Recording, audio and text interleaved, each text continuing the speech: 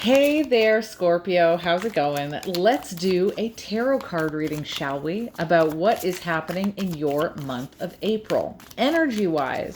You see, on my TikTok, I have already uploaded your week by week April readings. And because I already uploaded every single week and got a sneak peek at what was happening in that month of April, I thought I would do a reading here where I just let the cards kind of navigate what the energy is going to be, like a main theme of your month. Now, I know that many of you will be dealing with different circumstances. Some of you will be dealing with love, some travel, some of you dealing with bills, finances, education, whatever it is the cards want to talk about, then that will be the topic that we're dealing with here. Okay, so that being said, let's get into it. The first thing that stands out to me in your reading here is the Ace of Pentacles is at the center of this reading, the heart of the reading here. If I can pick this up, this Ace of Pentacles in the upright position is a very promising energy, which I do like, especially when it's amongst the issues of the Queen of Swords, which is great grieving, or the Injustice card, the Justice in the reversal, which can cause a lot of grief. And when we have the Ace of Pentacles here in the center, it's almost like there is something that's going to be coming up for you in the month of April as a new opportunity, a blessed opportunity even, that is coming on the back end of the grief that we are seeing in these surrounding cards here. The Ace of Pentacles is, in its traditional depiction, it's the hand of God in the clouds. Like, I'm talking what it looks like on the front of that card if you've ever seen the traditional Rider-Waite-Smith tarot. And the hand of God is giving you, not a little coin, a massive pentacle on that card. The pentacle is so large, it's almost as big as the hand of God itself on that image. There is some difficulties that come with the weight of going through and having access to such a big opportunity, but usually that kind of a dynamic impacts you for the long term, like for years to come. And if you're getting that in April, you have a huge opportunity coming for you at that time. Pardon me for a second. My son has just come up and requested some honey, and we are we are working with it here. He thought it was a can of Jell-O, but he brought me up the honey, and we're dropping it. Okay, that was me pausing the video. You didn't even notice until you did. So, this great opportunity that you have, I want to know what it is. So let me look at the rest of the cards here. The Eight of Wands, first and foremost, this insinuates that the kind of opportunity will come in the form of some very quick action. Like, you'll know it when it's there. It's not cards of like hidden circumstances.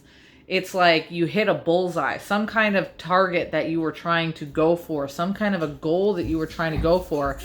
And not only is the Eight of Wands very swift energy, but it usually comes in the form of some kind of communication. Not like you have to assume or think and like drum up the idea of some opportunity, but that it comes because you're told about it. Let me just see here what we get for the opportunity. Oh, the Strength card. Interesting. By increasing the management of your body, so you're eating, by increasing how you handle your health, how you handle habits, if you deal with smoking, if you deal with substance use. If you have some kind of an opportunity for you to better yourself physically, or maybe a person that you know is like they're dealing with their health, there is a huge opportunity in your health, but the opportunity in this person's health, it's going to impact them later on financially in a good way. Ace of Pentacles is in the upright, bringing in a sentiment of abundance. And that is usually what happens, you know? When someone's, like, their mind gets clearer, or their grief lightens up a little bit, or their anxiety about the unfair things that happened in the past, or the injustices, once their mind clears up, the clearing up of the mind, or the removing of the difficulties that might have been had with the body or eating or health or whatnot, suddenly when those go by the wayside, it opens up new doors in other areas of your lifestyle, the way you handle your house, the way you're raising your kids. You feel more energized to go out places. So you see what I'm saying here. You make better money when you have a clear mind and a healthier body. It feels like that. Now, I'm interested also in looking at what the heck this grief situation was and what this injustice situation was. And also, I'm assuming the protection energy here, like Nine of Wands, is about wanting to protect yourself, and you're almost like suspicious that something might happen again. I'm assuming that those are connected to why it was that you were grieving. But let's see what we have with this grief here. Queen of Pentacles in the reversal. Wow. Some people do not realize that the Queen of Pentacles, according to Arthur Edward Waite over 100 years ago, when he published his book, The Pictorial Key to the Tarot, that represented a feminine energy who was evil. Like there was, like, it's almost like somebody did something to you. And that person could have been very manipulative, and it caused you a lot of grief, a lot of grieving. For some of you with the Empress card, it's connected to mothering concepts, feminine energies like that, mother-in-laws, grandmothers, actual mothers. The Empress card and the Queen, notice that when we're asking this next part of your reading, like, what is this grief?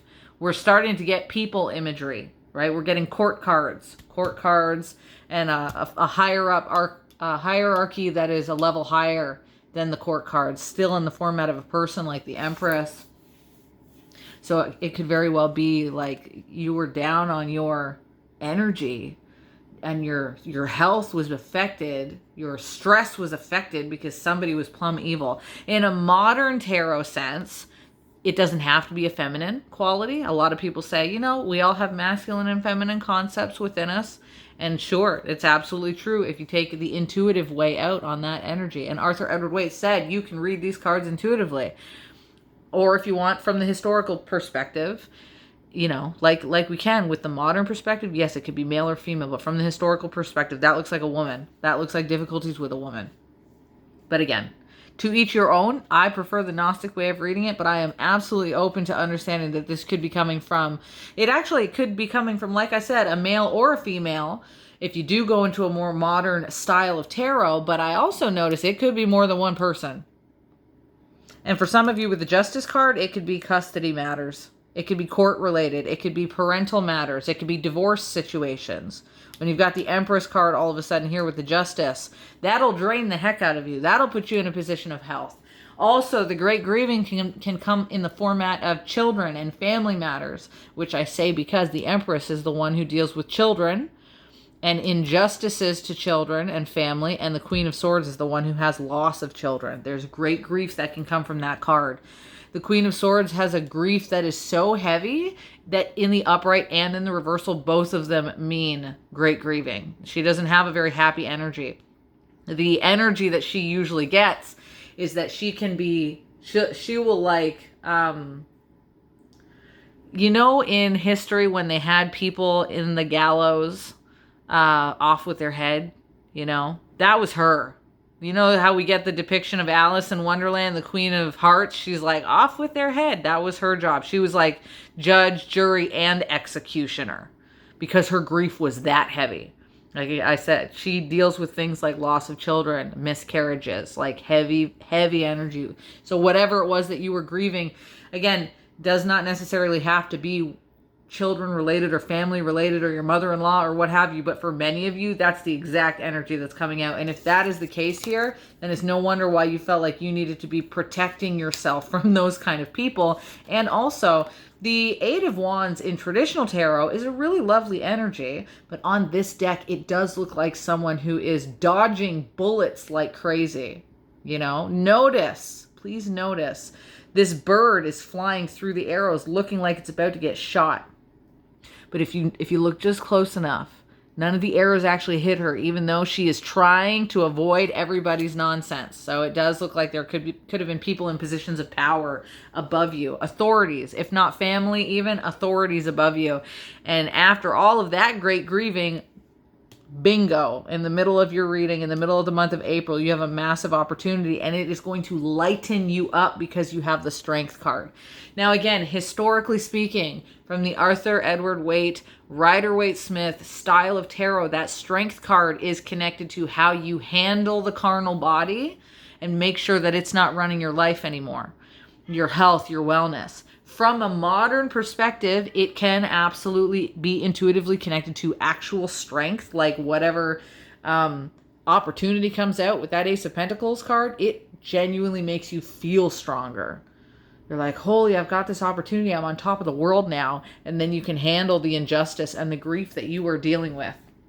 And that Ace of Pentacles and this reading, this is event energy, which means you're not going to have to wait till the month of May. It's not going to happen in the month of March. It's April when this event is happening at the heart of your reading. There is a brand new, really big, also again, hand of God, destined opportunity that you're going to be seeing coming to you in the month of April. And it is on your side in this dynamic.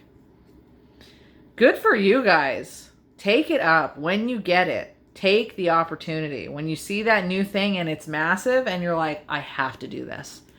You know, whatever it is to increase your health, it's like, I have to take this job, or I have to start this business, or I have to change to my new lawyer. She's perfect. You know what I mean?